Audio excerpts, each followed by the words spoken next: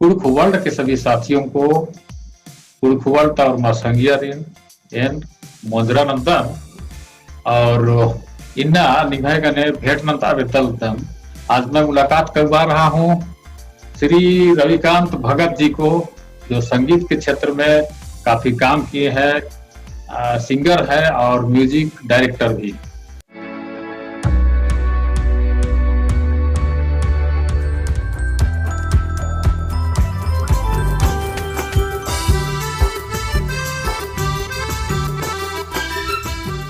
भगत जी, आपको कुड़ुख चैनल में मैं स्वागत करता हूँ। नमस्कार। मोंजरा मोंजरा कुड़ुख वर्ल्ड यूट्यूब चैनल के सभी दर्शकों को मेरा यानी रविकांत भगत की तरफ से जोहार है, हार्दिक स्वागत है। आप हमारे श्रोताओं को या दर्शकों को आप संक्षिप्त परिचय दीजिए। मैं रविकांत भगत लगभग 2006 से लेकर अभी तक आप सबों के समक्ष ज्यादातर कुड़ुख पारंपरिक गीत और वीडियो लेके आता रहा हूँ।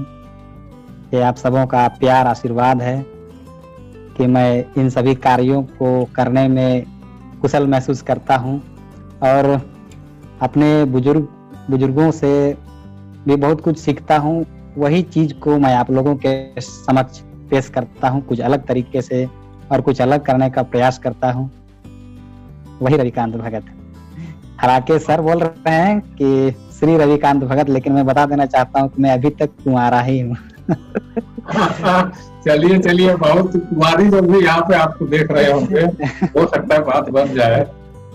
तो मैं श्रोताओं को, दर्शकों को बताना चाहता हूँ कि श्री रविकांत भगत जी संगीत के क्षेत्र में तो है ही, लेकिन पेशे से या उनका जो शिक्षा है, थोड़ा सा मैं आप लोगों की जानकारी के लिए बताता हूँ कि इंजीनियर भी हैं श्री रविकांत भगत जी। उनकी इंजीनियरिंग की शिक्षा हुई है और वे इंजीनियर हैं और म्यूजिशियन भी हैं, आर्टिस्ट हैं, सिंगर भी हैं। तो भगत जी, आप ये बताइए कि आप इंजीनियर हैं, उसके बाद भी आप संगीत के क्षेत्र में काफी काम कर रहे हैं, तो इस ओर आपका रुझान कैसे पैदा हुआ? जैसे संगीत का शौक तो मेरे को बचपन से ही था। मम्मी पापा थोड़ा बहुत गाते थे, तो वो उन्हीं से हम कहा जाए तो बचपन में सीखते थे, क्योंकि मेरे मम्मी पापा ही मेरे संगीत के पहले गुरु हैं। माँ थोड़ा बहुत गाती थी, पापा थोड़ा बहुत गाते थे, तो वो हमको सिखाते थे। फिर अपने आप में इच्छा जगी हमको कि हमको गाना चाहिए। फिर गाने लगे तो लोगों को मेरा आवाज अच्छा लगने लगा, तो वो और सुनना चाहते थे हमसे, तो उन लोगों को और सुनाते थे। ऐसे स्कूली शिक्षा में जब हम थे, तो उस टाइम स्कूल में जब गाना गवाया जाता था, तो उस टाइम भी लोगों को बहुत अच्छा लगता था मेरा आवाज। और हमको जहाँ तक याद है कि संगीत की परीक्षा में मैं अव्वल नंबर से पास हुआ करता था उस जमाने में। मेरे मामा कैसियो बजाते थे, बेंजो बजाते थे, तो बजाने का जो मेरे को कला आया वो उन्हीं से आया। उनको मैं देख देख के सीखा हूँ। बाद में अपना माध्यमिक स्तर और इंटरमीडिएट स्तर की परीक्षा जब मैं पास किया लातेहार जिला से, उसके बाद हम 2006 में रांची आए इंजीनियरिंग की पढ़ाई करने के लिए। तो यहाँ आके दर दर ठोकरे खाए। हमको ये ऐसा महसूस होता था कि कहाँ से, वो कौन सा जगह है जहाँ के लोग को समझ में आए कि मेरा आवाज लोगों तक कैसे पहुंचे, और लोग जाने कि हम किस तरह से लोगों को बताएं कि हम अच्छा गा लेते हैं। दर दर ठोकर खाए। कई बार तो हमको ऑडिशन से भी रिजेक्ट किया जाता था, क्योंकि मेरे रग रग में कुड़ुख ही सिर्फ रग रग में बसा हुआ है, कुड़ुख वर्ड और कुड़ुख राग, कुड़ुख गीत। तो कुड़ुख का उस समय उतना ज्यादा बोलबाला नहीं भी था। बोला जाता था हर देहात क्षेत्र में, लेकिन शहर में उतना ज्यादा नहीं बोलते थे लोग। शायद ये भी रीजन रहा होगा। कई बार तो कहीं पर प्रोग्राम होता तो हम चले जाते थे कि भाई हमको भी किसी प्रकार एक गाना सिर्फ गाने के लिए मौका दे दो। लेकिन वहाँ तो सब पेमेंटेबल आर्टिस्ट लोग जाते थे, तो एंकर बोलते थे कि जब तुमको ही गवाना था तो हम पैसा दे के आर्टिस्ट लोग को बुलाए क्यों। तो निराशा तो होती थी, लेकिन हिम्मत नहीं हारे। हाँ, और ऐसे ही कहीं पर एक ऑडिशन ही दे रहे थे, तो वहाँ एक जज थे, उनका नाम हम लेना चाहेंगे। कुड़ुक वर्ल्ड चैनल देखने वाले सभी दर्शकों को बताना चाहेंगे कि हम जिनसे सीखे हैं, जो डूबते को तिनके का सहारा जो दिए हैं, जो हमको आगे लेके आए हैं, उनका नाम है आदरणीय श्री नीरज वर्मा सर।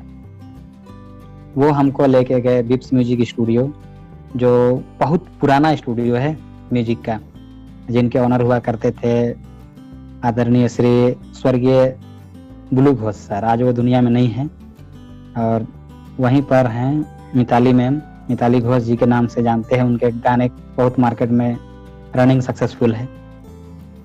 वहीं से मेरा पहला एल्बम रिकॉर्ड हुआ। उस समय कैसेट का जमाना चला करता था, एक कैसेट में 8 गाने हुआ करते थे। अभी तो यूट्यूब का जमाना है, तो सिर्फ एक गाना रहता है और वो एल्बम का नाम दे दिया जाता है, लेकिन उस जमाने में 8 गाना हुआ करता था। और उतना ज्यादा रुपए पैसे भी नहीं थे, इसलिए वीडियो में एक्टिंग करने के लिए भी हम अपने आप को ही सेलेक्ट किए कि जो कुछ भी करेंगे हम अपने से ही करेंगे। फिर उस पर वीडियो भी बनाया गया, और जब वीडियो लॉन्च हुआ तो उस जमाने में डिजिटल जो है कुड़ुक लैंग्वेज में, मतलब उस तरह का कभी आया नहीं था। जब पहली बार आया, हालांकि वो सरना माँ का पूजा वाला गीत था, भजन था, तो बहुत ज्यादा चला। मतलब कहना चाहिए कि उसमें बाहर से कैसेट छप के आता था, तो 2 रील कैसेट जो है ना छपा और मार्केट में पूरा चला।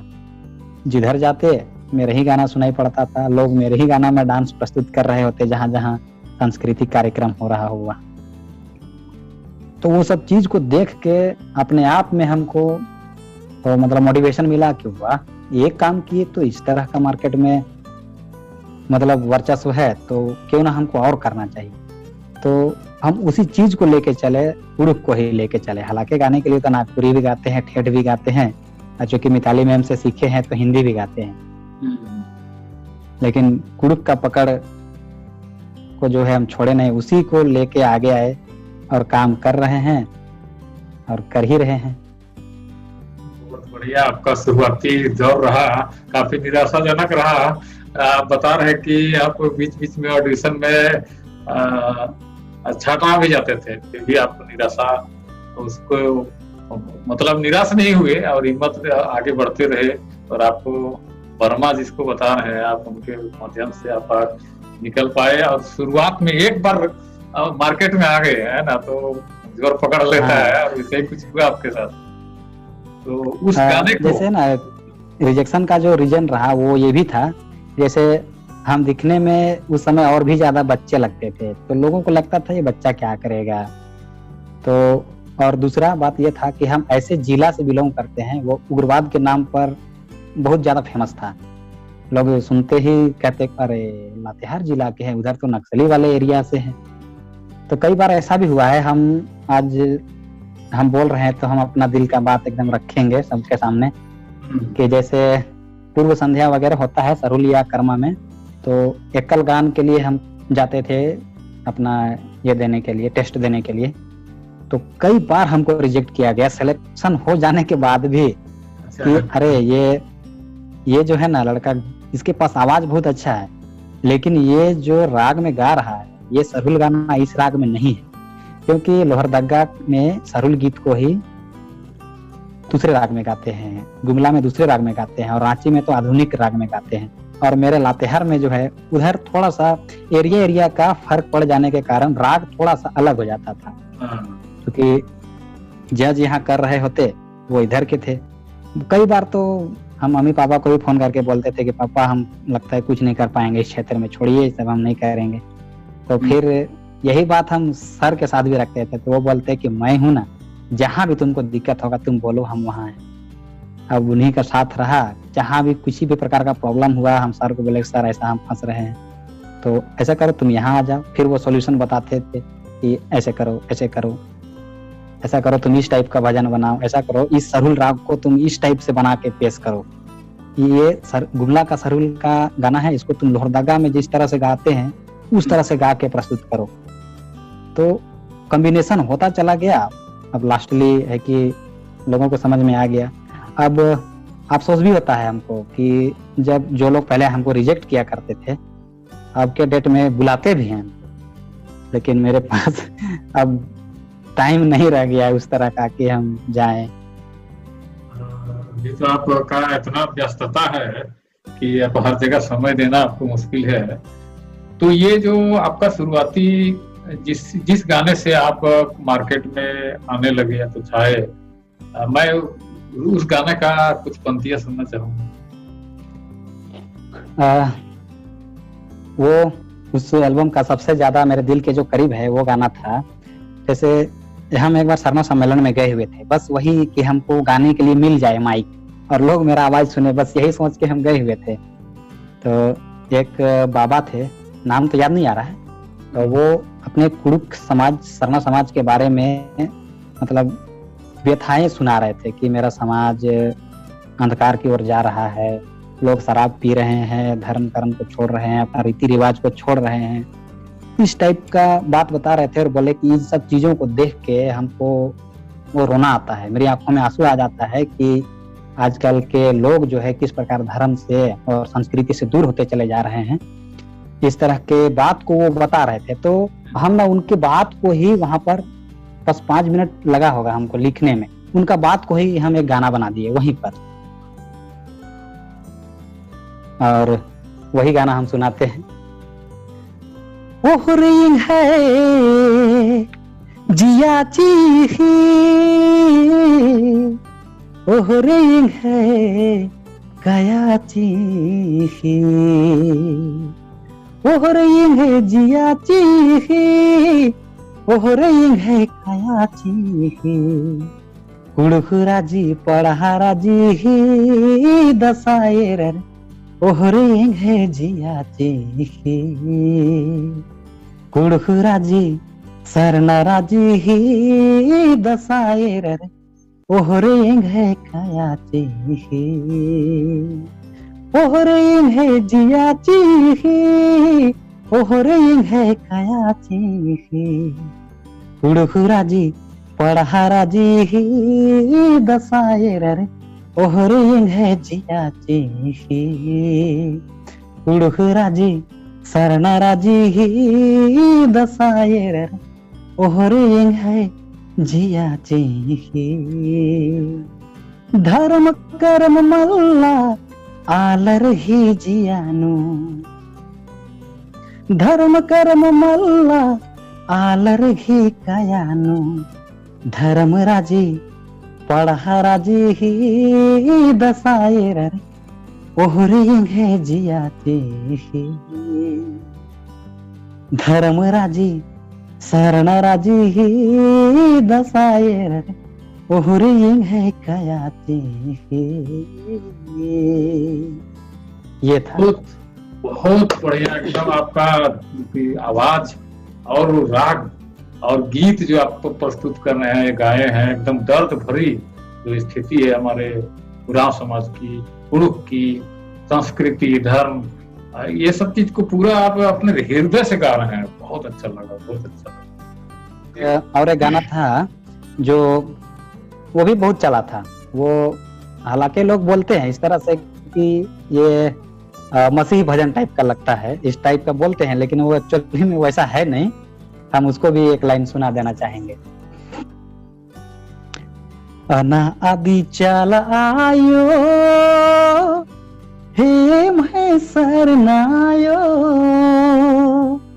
अना आदि चल आयो हे मैं सरनायो, मेरे खंता बंगायो, जिया खुश मारे ओह मनी गए पाड़ागे, जिया खुश मार इयो, जिया खुश मार ई, ओह मनी गए पाड़ागे, जिया खुश मार इयो, शक्ति कह रही भक्ति कह रही, आयंग चला निगे ओह मान का, जिया खुश मार इयो, ए मैं जिया खुश। बहुत अच्छा, बहुत अच्छा।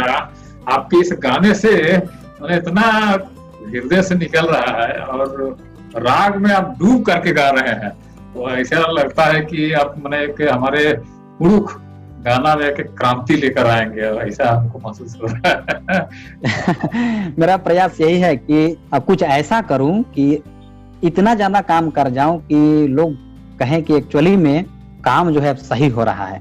और इस तरह का ही काम पर ज्यादा मेरा फोकस है कि ज्यादातर संस्कृति पर काम करें और संस्कृति मेरा बचे। मेरा कुड़ुक संस्कृति बहुत महान है। एक्चुअली कि आप लातेहार से बिलोंग करते हैं और वहां पर आप रचे बसे हैं, संस्कृति, उरांव संस्कृति और कला जो भी है, तो नेचुरली है कि उसका असर आपको मिलेगा। और दूसरी चीज कि आप अपनी भाषा कुड़ुक कथा दिनहु अखदे आप जानते हैं, तो इसका फायदा आपको मिलेगा। उसका फायदा जरूर आपको मिलेगा। क्या है कि मैं बहुत सारे सिंगर से बात किया हूँ, तो लोग गीत तो गा लेते हैं कुड़ुक, लेकिन वो एक्चुअल में वो लोग वो बोलने नहीं जानते हैं। गाना आप देख देख के या तो उसको सीख करके गा लेते हैं, लेकिन बोलने नहीं जानते। तो यार कथा का स्नखरा बनना डंडी वाले पार्टनर जिनर आवाज अच्छा रही तो आपको इसका फायदा मिलेगा एकदम। और इससे आपको गाने में बहुत सहूलियत होगी और उससे निखार आएगा। ये सिंगिंग का हुआ।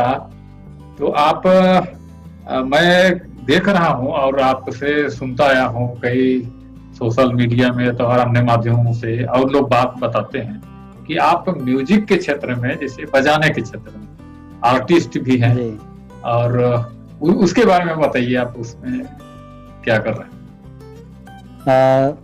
जैसे अगर जहाँ तक कला और प्रतिभा की बात की जाए तो गांव में या शहरों में बहुत ऐसे घर द्वार होते हैं या परिवार होते हैं, उनमें से हर कोई में किसी न किसी प्रकार का प्रतिभा होता है। हालांकि वो अलग बात है कि सही स्टेज नहीं मिलने के कारण उन लोग उस स्टेज तक पहुंच नहीं पाता है, प्लेटफॉर्म नहीं मिल पाता है और मुकाम तक नहीं पहुंच पाते हैं। लेकिन हर किसी के अंदर किसी न किसी भी प्रकार का कला रहता है, जरूरत है उसको निखारने का। तो हम अखड़ा में जाते तो लोगों को देखते कि वाह क्या गजब प्रकार का मांदर बजा है, ये किस राग में बजा है? धुड़िया राग में। पूछते कि ये किस ताल को आप बजा रहे हैं? तो नहीं, तो मम्मी लोग तो गा रहे हैं धुड़िया राग में, तो हम ताल भी धुड़िया ही बजाएंगे। तो बजता कैसे है? अब बजा के बताए। तो पता नहीं ऐसा क्यों होता चला गया कि हम कोई भी काम को खास करके बजाने सीखने, खास करके गीत संगीत के मामले में ऐसा जो भी चीज हुआ है कि हम ज्यादा मेहनत करने का जरूरत नहीं पड़ा। अगर कोई एक बार हमको लुजरी राग बजा के बताए तो हम उसको दोबारा जब हम बजाएं तो हम उसको कॉपी करके बता देंगे। मतलब हम बहुत ज्यादा, हमको सीखने में ज्यादा टाइम नहीं लगता था, क्योंकि दिल दिमाग में बस ये जुनून था कि नहीं हमको करना ही है, हमको सीखना ही है, 100% फोकस करके।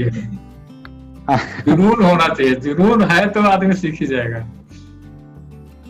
तो यही जुनून ही जो है ज्यादातर काम आया। और अभी पैड बजाना हो, ऑर्गन बजाना हो या ढोलक बजाना हो, है ना, अभी तक सही से हम सिर्फ गिटार नहीं बजा पा रहे हैं, लेकिन वो भी दूर नहीं है कि गिटार नहीं बजा पाएंगे। एक दिन ऐसा भी होगा कि हम अपने म्यूजिक, अपने गाने में गिटार हम खुद बजाएंगे।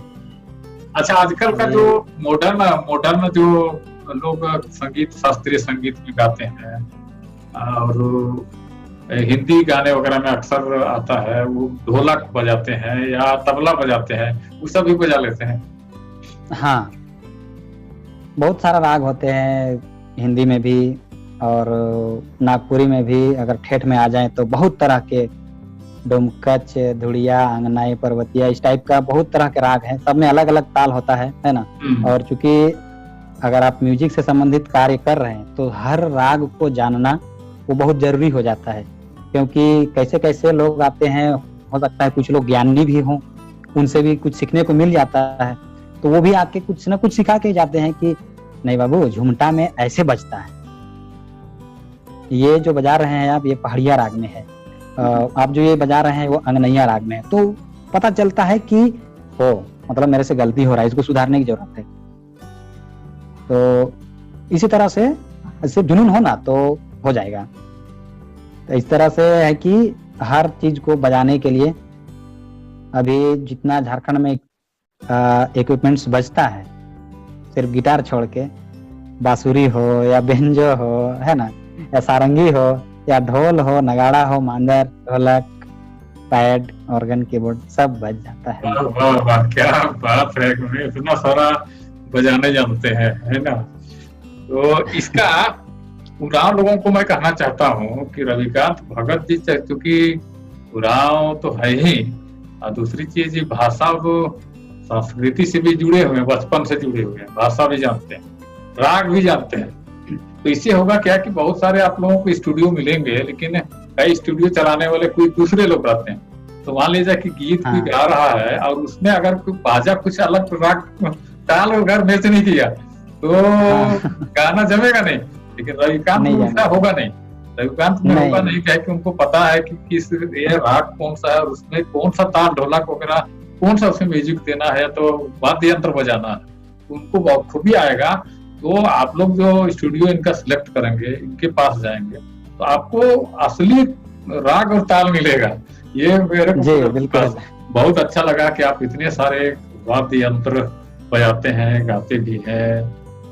तो अभी सुन रहा हूँ कि आप म्यूजिक डायरेक्टर भी हैं, तो मैंने म्यूजिक डायरेक्टर से लगता है कि आप कई स्टूडियो वगैरह में भी लोगों को मार्गदर्शन करते हैं, उनको बताते हैं जी, इस बारे में बताइए।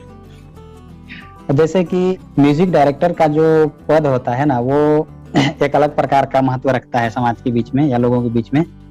उसमें सबसे पहली बात तो ये झलकना चाहिए कि बंदे में नॉलेज कितना है। उसके बाद अगर नॉलेज है भी तो उस नॉलेज को यूज करके वो नया क्रिएट क्या कर सकते हैं, वो क्रिएटिविटी जो है ना वो दिखना चाहिए।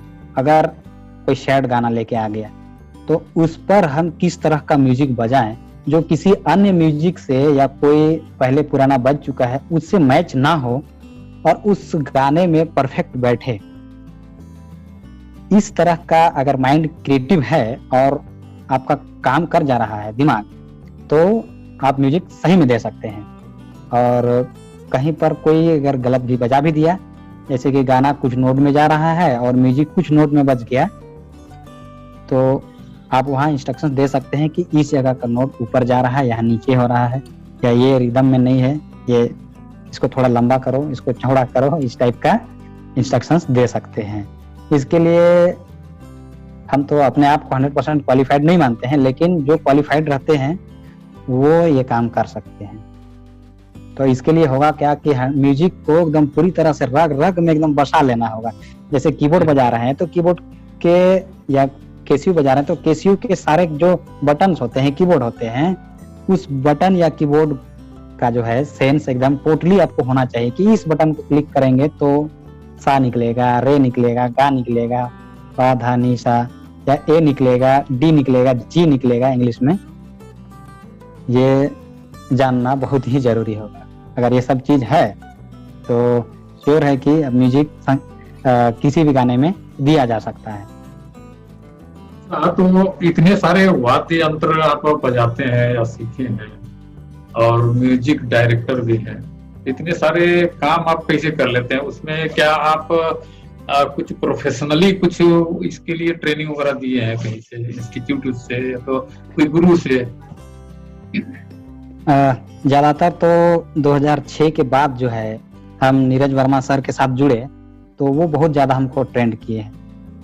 और जैसे एक होता है डिग्री वाला मिस्त्री, है ना, और एक स्पेशली होता है कि जो बचपन से करते आ रहा प्रैक्टिकल वाला मिस्त्री, वो दोनों में बहुत ज्यादा अंतर हो जाता है।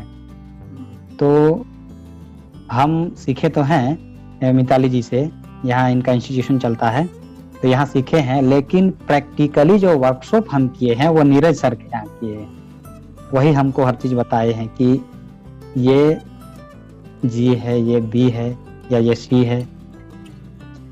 और सबसे बड़ी बात, जो म्यूजिशियन होते हैं, जो कीबोर्ड बजाते हैं या सिंगर हैं, उनको कम से कम नहीं पर में भी स्केल, रिदम, इन सब चीजों का नॉलेज एकदम से होना जरूरी है।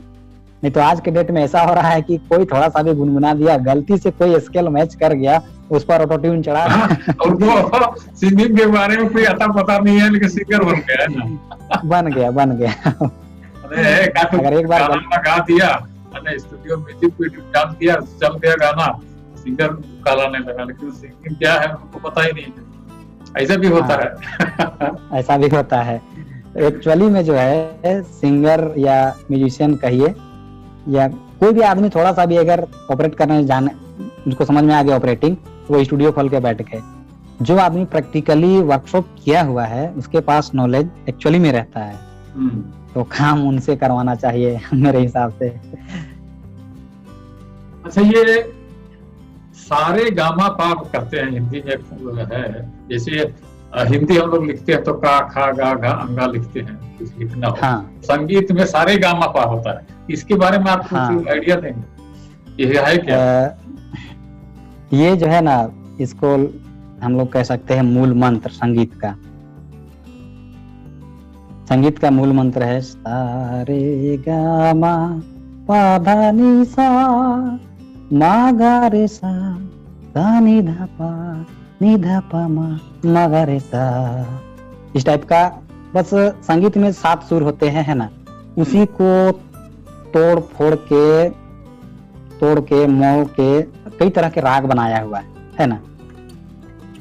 जैसे कि हम लोग गिनती तो 1 से 0 से 9 तक ही जाते हैं, लेकिन बस वहीं से उस पर कुछ ऐड करके 1000 बनाते हैं, 100 बना। इस सारे का पाधा निशा जो है ये संगीत का मूल मंत्र है ना। तो इसका जानकारी रखना हर सिंगर को बहुत जरूरी है, चाहे वो नागपुरी गाते हो, ठेठ गाते हो, कुड़ू गाते हो, हिंदी भोजपुरी, चाहे कुछ भी, संथाली मुंडारी, किसी भी प्रकार का। तो इस चीज का नॉलेज रहना जरूरी है और ये चीज सीखना ही पड़ेगा लोगों को, है ना। इसी को कई राग में मतलब बनाया गया, इसी का कई राग में है। ये कोई राग सा से शुरू होता है, रे से। तो अगर कोई सिंगर है तो उसको सारे गामा पा धा निशा का नॉलेज एकदम रहना जरूरी है। और जो म्यूजिक बनाते हैं उनको तो म्यूजिक से संबंधित सारी चीजों का नॉलेज होना जरूरी है। अगर कोई सिंगर है वो गाते हैं तो कम से कम स्केल पकड़ेंगे हम कैसे, जब तक हम सारे गामा पा धा निशा नहीं जानेंगे। और कोई भी गाना अगर एंट्रेंडम ऐसे लोग गाते हैं तो बिना स्केल में, तो वो टेक्निकली सही नहीं होता है।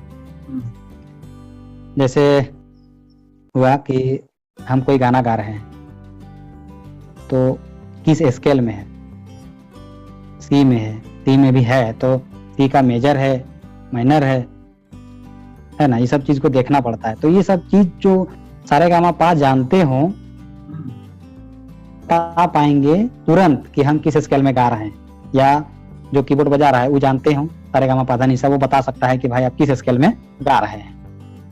तो इसको सीखने के लिए अगर कोई लोग सीखना चाहते हैं, अगर कोई मेरा ये जो मेरे वीडियो देख रहे हैं, अगर आप लोग संगीत सीखना चाहते हैं तो आप लोग प्रैक्टिस करना होगा हारमोनियम में। हारमोनियम बहुत ही अच्छा साधन है संगीत को सीखने का। अगर हारमोनियम आप बजा लेते हैं पूरी तरीके से सारे गामा पा, ये इन सब जो मूल मंत्र है इन सबको, तो बहुत कुछ किया जा सकता है संगीत के क्षेत्र में, क्योंकि शुरुआत ही है यही। और इसको अगर आप पूरी तरीके से समझ जाते हैं तो फिर संगीत आपके लिए बहुत इजी हो जाएगा। बहुत बढ़िया है कि हमारे श्रोता लोग जो देख रहे हैं, वही लोग जो संगीत में रुचि लेते हैं, करियर बनाना चाहते हैं, तो शौक है उनको, तो ये सब बातों को ध्यान रखेंगे तो जल्दी उनको प्रैक्टिस होगा, सीख पाएंगे। तो इससे पहले कि हम लोग और आगे चर्चा करें, हाँ। मैं एक गीत और आपसे सुनना चाहूंगा। सरहुल गाना एक बहुत बढ़िया गाना है आपका, बन पतरा वाला, है ना। गुजा भैया बहन बन पतरा का और फूफ पंडरू।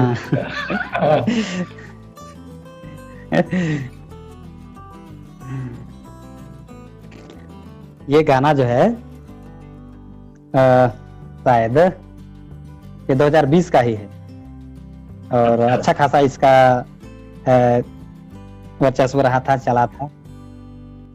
और ये सी माइनर का गाना है, स्केल।